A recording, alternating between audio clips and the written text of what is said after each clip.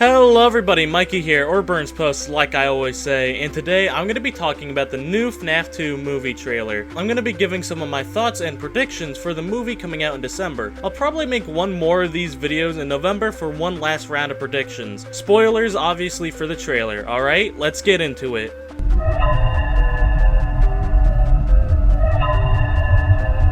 Alright, first up is the puppet, and fellas, it looks fucking awesome. I think the puppet looks great in the trailer. I love that the music box is like really big. I like the ribbon on top, that looks really cool. But the puppet looks great. We only get to see a little bit of them. We get to see him kind of like lunge from behind someone, or also like maybe lunge down, because we get to see like its hands peep up over top of somebody, which I think is really cool.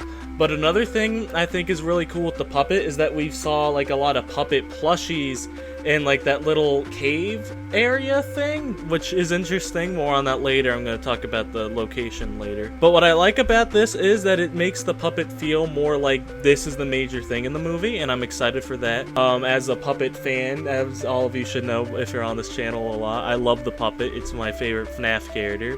So I'm excited to see what they do with them. And it also seems like Charlie Emily will be possessing the puppet. I know a lot of us were talking whether it was going to be Garrett, or was it going to be Charlie, or was it just going to be something new entirely?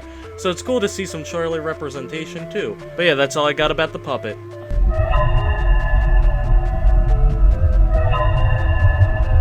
Next thing I want to talk about is the camera crew that we see in the beginning of the trailer. I like that a lot. I like that the idea people are going and exploring old Freddy locations. It makes like each location feel more real in a way that like people are going to explore because it's like an abandoned place. And it does look like these guys will be kind of like the wrecking crew of this movie. I think all of these guys are gonna die at one point, especially whoever's driving the truck at the end. Mangle wants that fucker dead.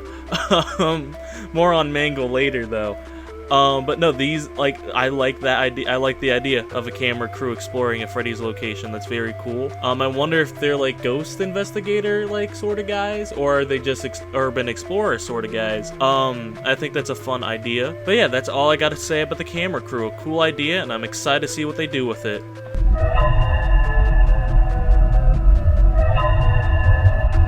Next up, I want to talk about Vanessa, Mike, and Abby. So first I want to talk about is Mike and Abby. It's weird to me, well not weird, but it's interesting to me that Mike is lying to Abby about fixing the animatronics, because Vanessa says, oh, this story you're telling her. It clearly shows to me that everyone else knows Mike isn't going to fix them, but Abby's holding out hope that Mike will fix them. It's interesting to me that Mike isn't just telling her no, because in the first movie, we get to see Mike be open with Abby. For instance, with the custody papers, we get to see Mike be open with Abby and tell him no, that's not happening, making sure it doesn't happen. Right? He's honest with Abby in that scene. But it's interesting to me that he wouldn't be honest to Abby about fixing the animatronics. I wonder what they're gonna do with that, and I'm excited to see what they're gonna do with that. If I had to guess, I think Mike probably heard about what happened with the camera crew, and that's why he doesn't want to fix the animatronics, because he doesn't want them attacking Abby again, because Abby almost did die in that last movie to the Springlocks. He probably doesn't want Abby's life to be in any more danger, so I'm excited to see how he discusses that with Abby, or how he deals with that on his own.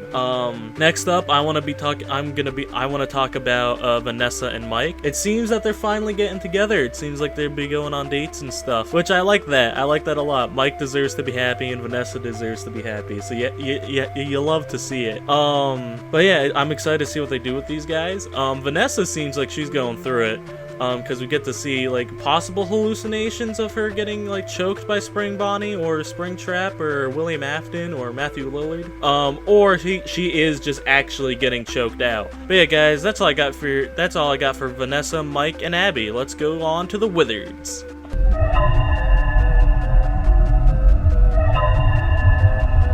Alright, so the Withereds look awesome. Every single one of them looks sick. And let's talk about the ones we see the least and the ones we see the most, alright? First off is Withered Foxy. He looks cool. We only really get to see him squinting his eyes, but I think that might be him seeing through Mike's disguise, maybe because he was like closest to Afton when the reveal happened that he was the killer, to the animatronics. So maybe he's not trusting anyone in costume anymore. So that'd be interesting if Foxy could tell tell because of that. Then Withered Bonnie looks great. The eyes aren't red, but that's not really a big deal to me, because, you know, it's still Withered Bonnie. He still looks cool. I love that he's crawling through a vent, and like, he straight up just looks like if you took the game and made it into real life. Like, it looks like you literally pluck him out of the game universe and just slapped him in real life. It looks awesome. All the animatronics look awesome in this, but Withered Bonnie, man, it was really cool to see him in that vent. Then Withered Chica, the Withered we get to see the most, dude, she looks so cool, and I'll stand by the fact Withered Chica is probably the creepiest Withered out of the gang. So it was really cool to see her get a lot of screen time, and it's really cool to see like Mike struggle with the mask and putting the mask on. And I also like that they kept the mask from the games, because they could have easily not have done that, but I like that they're gonna use the mask to trick the Withereds, and maybe even the toys too. I think that's fun. I'm excited to see what they do with it. But Withered Chica looks great. I'm excited to see what she's gonna do in this movie, because Withered Chica was always one of my favorite Withereds, and it was always like cool to see her. And she also has the line, "She was the first." So it's interesting to see Withered Chica get a lot of screen time in the trailer. So hopefully she does a lot of cool stuff in the movie. No Cupcake to be seen though. I wonder what happened to that guy from the last movie. Speaking of characters who we didn't see in this trailer, we didn't see Golden Freddy at all, or Withered Freddy. And I think that's for very important reasons. Number one, you don't want to show the whole bag yet in a trailer, right? Obviously they wouldn't show off Golden Freddy in just a trailer, despite them doing it last time. They probably are gonna save him since people know what to expect from him now. And they probably want to wait to show off Withered Freddy, so Withered Freddy has more of a stage presence than, oh, well, we already saw this in a trailer. So when we do see him in the movie, it's gonna be awesome. I'm excited for that. But yeah, all the Withereds look great. The people that made them, I think it's Jim Henson's Creature Shop, did a great job on them. All of them look really awesome, and I'm excited to see them in action. All right, time to talk about the toys.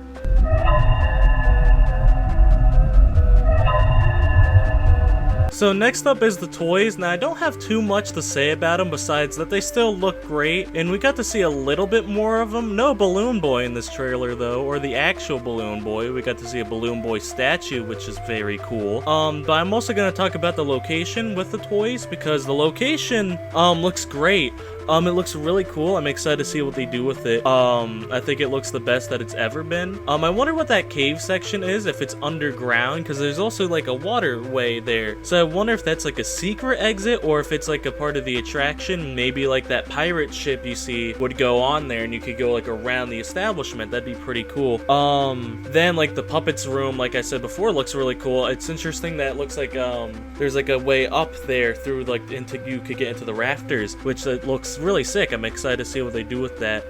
This location looks better than the first one, in my opinion. I think it looks like it's gonna be more fun to be there. It feels like it's gonna be more of a dynamic set. It feels like a lot more action's gonna be there. But speaking of action, Mangle was out for blood in this trailer, huh? And I love to see it. You love to see Mangle get screen time, but you also love to see Mangle actually kill people.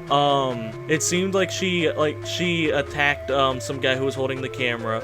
Then it seemed like he was like jumping some guy in a van. Dude, that looks so cool, and I'm excited to see it when it comes out. But yeah, as always, the toys look great, and Jim Henson's Creature Shop did a great job on making them. Alright, last but not least, I'm gonna talk about Spring Bonnie, or aka the Yellow Rabbit.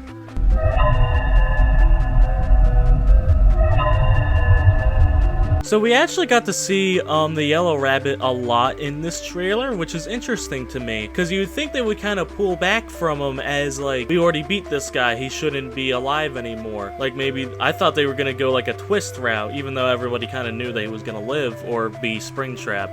But it's interesting to me that we kind of see him like not in the pizzeria, we see him out and about. Now I think some of these are hallucinations from Vanessa due to the trauma of getting stabbed by her father. You know, I can't imagine that's not a good thing to have happen to you. But I think the other part, like the scenes that we see him a little bit more fixed up, is either a flashback, or more interesting to me, is that that's an attraction Spring Bonnie or Springtrap or Yellow Rabbit that the Faz Fest is putting on. It's like, sort of think about how Fazbear Frights did it, but this time around it's like not actually Springtrap, it's just like to look like him, because maybe they found his body in the pizzeria after it got got torn down, or maybe they just thought it looked cool to have like a creepy yellow rabbit be like an attraction at the festival. Now obviously I could be completely wrong about that, but I think it'd be interesting if they went that route with him. And if it is flashbacks, dude, I would love to see it. I always love seeing Afton in his prime, doing like evil shit, so I'm gonna be excited to see it if it is flashbacks too. But yeah, that's all I gotta say about Spring Bonnie or Yellow Rabbit or Springtrap or William Afton. This guy has a lot of names, or we're gonna have to stop